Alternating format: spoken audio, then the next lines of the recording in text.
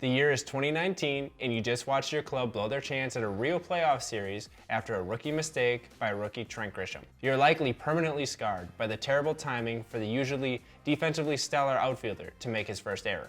Before the dust could even settle, the former 15th overall draft pick was out the door, leaving Milwaukee with a one-way ticket to San Diego. Not gonna lie, kinda jealous. I'd love that. Whether or not the trade was actually the result of the formerly mentioned error is up to you. Either way, the Crew was quick to deal Grisham to grab a young shortstop prospect in Luis Urias in December of 2019. A simple Urias and Lauer for Grisham and Davies swap. Fast forward through a lackluster pandemic season filled with subpar shortstop play and an abysmal offense overall, and the Brewers entered 2021 ready to make a decision on their future for shortstop. It really only took them a few games to decide that the time for Luis Urias was here, as Orlando Arcia was sent to the Atlanta Braves for a few bullpen arms only a few days into the season. And begin the era of Brewers starting shortstop Luis Urias. Except that didn't last long. As Urias struggled to establish himself as the everyday shortstop, it seemed as though the trade that was meant to hand Urias the job without having to look over his shoulder actually had the reverse effect. And the pressure of needing to beat that guy led to defensive lapses and errors that a team trying to be competitive just couldn't deal with. On May 21st, 2021, the Luis Urias experiment was officially over, as the Brewers went out and acquired shortstop Willy Adames.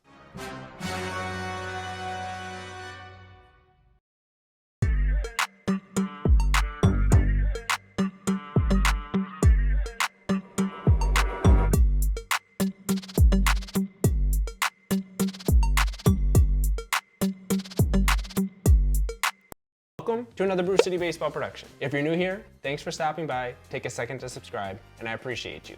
If you've been here before and you're already subscribed, you're the best. I appreciate you. Before we really get into Adames' time in Milwaukee, let's take a look at the trade first. In this interleague dealing, 4 players swapped jerseys, including Willy Adames and Trevor Richards hanging up their Rays jerseys and heading to Milwaukee. Meanwhile, 2 young bullpen studs, JP Feyereisen and Drew Rasmussen, took their talents to Tampa Bay.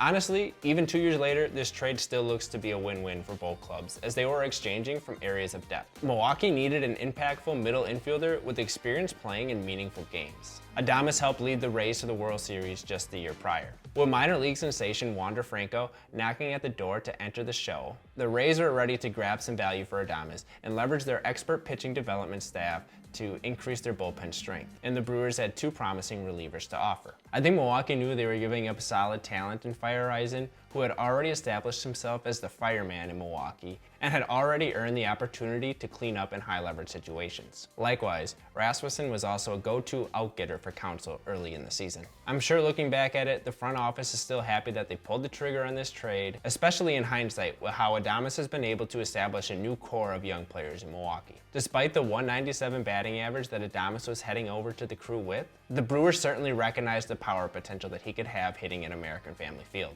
especially as he would go on to complain about the poor batter's eye that he experienced at Tropicana Field. Not ideal to play 81 games at a stadium that you hate to hit at. Common knowledge, but like look at his splits. His away, he's like, what do you hit on the road? Like some crazy number, and then at home, like you can't see there, can you?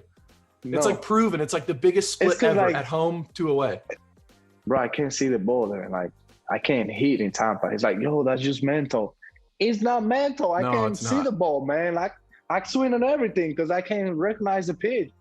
The Brewers were also happy to pounce on this opportunity, as Adames had already established himself as one of the best defensive shortstops in the league, especially given Urias' defensive struggles. Adding another layer to this trade, reliever Trevor Richards was on a flight to Canada before he even knew it, as the Brewers leveraged this reliever into a left-handed power hitter that wasn't getting the attention that he deserved in Toronto, Rowdy Tellez. Rowdy has gone on to further revitalize the squad, adding some thump and great energy to the lineup. As mentioned in this article by Reviewing the Brew, Gasper makes the point that the acquisition of Adames led to an increase in both offensive and defensive consistency for Luis Urias, who began to settle into his role as a second baseman and third baseman for the team, as Adames took much of the pressure off. As a result of this trade, the Brewers shored up not 1, not 2, but 3 infield positions in exchange for 2 bullpen arms.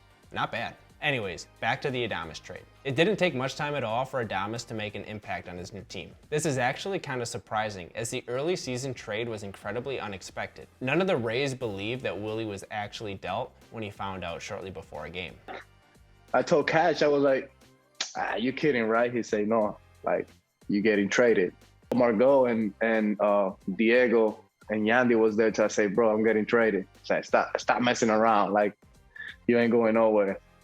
And then when they find out, they were like, oh my God, you really leaving us? This surprise, however, acted as an immediate spark for Adames at the plate, which rubbed off on the offense as a whole, leading to a day and night difference in the club. This acquisition was the turning point in the Brewers' 2021 season. Termed as Willy Adames Day, the crew never looked back after Adames' first game with the team on May 22nd. Overcoming a lackluster 21-23 start to the season, the team would go on to the tune of a 74-44 record, taking home the NL Central crown in the process. Adames absolutely caught fire in Milwaukee, and I'm talking NBA Jam rules here. Boom, shakalaka! His numbers ballooned as he single-handedly ignited Milwaukee's offense. Adames would play in 99 games for the crew in 2021 as he hit .285 compared to his .197 average with the Rays. Quite the improvement. Adames put up 20 home runs with the Brewers along with 58 RBIs to put together a solid 2021 campaign in which he tallied a total of 25 home runs, 73 RBIs, and an .818 OPS. Showing his highest full-season OPS plus of 121, Willy actually stole a few MVP votes to finish 16th in voting, even after splitting his season between AL and NL clubs. 2021 was Willy's best offensive season in the big leagues yet, and he was just getting going. As I mentioned earlier, Adames was a key part of the Milwaukee Brewers' success in 2021. He stepped up and he was the leader that the team needed. As Yelich continued to struggle at the plate, Lorenzo Cain was showing his age, along with struggles from Keston Hiura and Travis Shaw.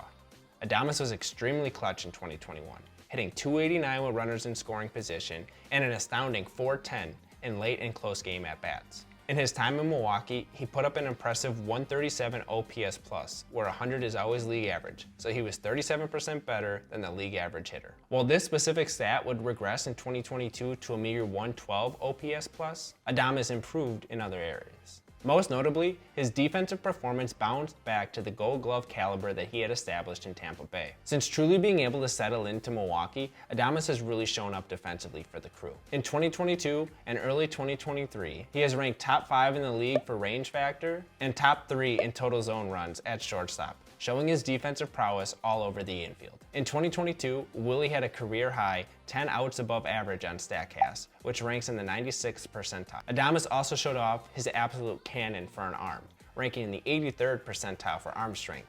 I mean, just look at this beaut of a throw. Ball left side, backhand stab, Adames, jump throw, got him! However, it would have been nice to see Adames be more consistent in 2022. He was entering his first full season as the Brewers' starting shortstop, and he clearly traded batting average for power. While he regressed to a .238 batting average, Adames would go on to smash Robin Yount's single-season record for most home runs by a shortstop in a season, with 31 big flies. Funny enough, the two share a nickname, so it was the Kid Willy Adames who broke the Kid Robin Yount's record. Cute. Robin Yount is in the Hall of Fame.